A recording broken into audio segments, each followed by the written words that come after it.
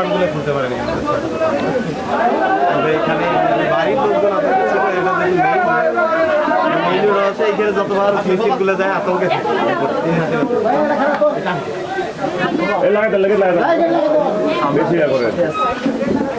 আমরা যেমন সরকারের সাথেও কথা বলেছি, বিএনপির হাইকমান্ডের সাথেও আমরা কথা বলেছি।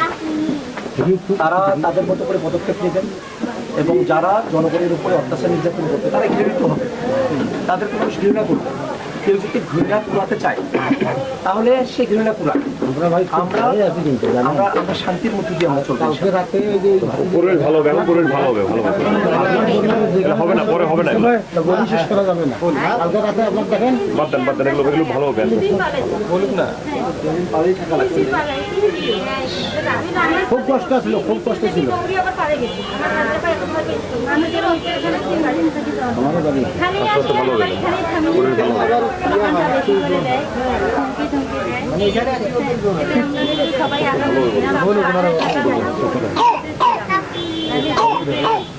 মনে করেন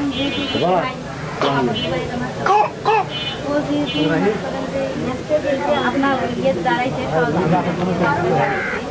এই জন্য আমরাও ওর সাথে সাথে আমরাও আপনাকে সহযোগিতা করার জন্য আমরা সবাই ছিলাম। এই মনে করি এই আপনার ওয়ার্কার করার আমি ছিলাম, আমার ছোট বোন, আমার ভাইয়েরা, এরা সবাই ছিল। আপনাকে আমরা এইভাবে সহযোগিতা করছি।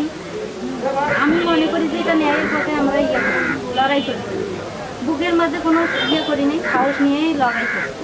কেননা এর পথে লড়াই করলে আমাদের মনে করি পরাজিত হব না, জয়ই হব। এই জন্য আমরা মনে করেন আপনার আমরা সহযোগিতা নিয়ে চাই।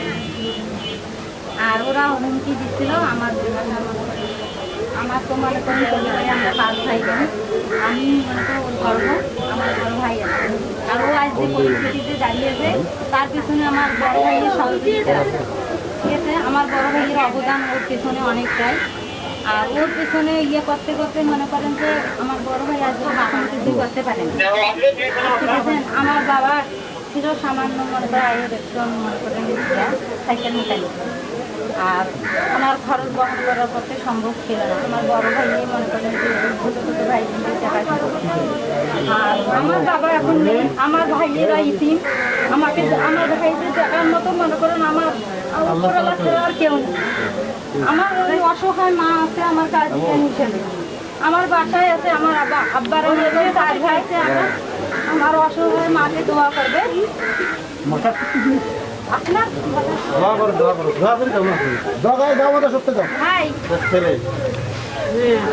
হয়েছে যে ওই ভয় আপনার কাছে আমার ইয়ে নাই, আপনাকে সহযোগিতা করছি, কিন্তু আমাদের দাবি দেওয়া নাই, কোনো কিছুই নাই। আমরা চাই আপনি জয় করতে, আমরা খুশি হয়েছি। চলে যাওয়ার পথে আমরা আল্লাহকে ভরসা করি, মনে করেন আপনার পিছনে একমাত্র আল্লাহকে ভরসা করছি যে আল্লাহর পথে চললে আমরা জয়ী হব।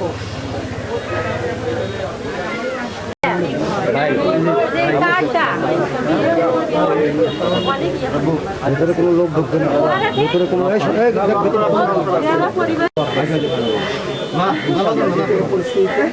ভাইয়া আপনি ভাইয়া আমার কথা হচ্ছে আমার ছোট আমি যাই ও এরকম একটা ইয়ে ও কিন্তু করতে চাচ্ছে না।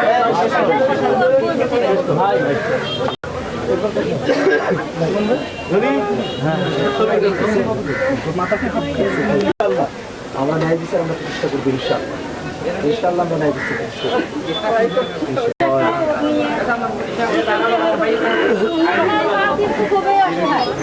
আমার মা খুবই আল্লাহ